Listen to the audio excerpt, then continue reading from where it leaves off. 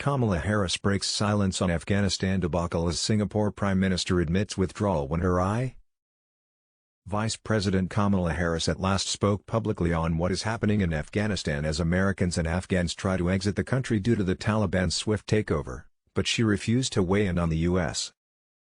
government's decision-making that led to the current situation. During an appearance alongside Singapore Prime Minister Loong, both leaders were asked about the U.S. withdrawal and evacuation process, with Harris being asked what she thinks went wrong. LA Times: Kamala Harris owns Afghanistan policy after touting her role in withdrawal decision. So, I understand and appreciate why you asked the question. And I think there's going to be plenty of time to analyze what has happened and what has taken place in the context of the withdrawal from Afghanistan, the vice president said. But right now, we are singularly focused on evacuating American citizens, Afghans who worked with us, and Afghans who are vulnerable, including women and children. Harris added that we have a responsibility and we feel a deep commitment to making sure that folks who helped us are safe.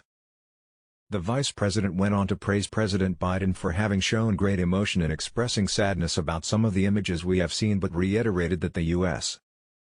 cannot be distracted in any way from what must be our primary mission right now, which is evacuating people from that region who deserve to be evacuated. Biden urges Taliban to provide for well-being of Afghans. Later on, Harris was again asked about the withdrawal from Afghanistan, specifically whether or not she agreed with the steps taken in making the decisions, even if the results were not what were planned. The vice president said that there will be and should be a robust analysis of what has happened, but repeated that right now, there is no question that our focus has to be on evacuating American citizens. Lee was asked about American credibility in light of current events and said that what happens next will be key for how the U.S. is perceived in the future. What will influence perceptions of U.S. resolve and commitment to the region will be what the U.S.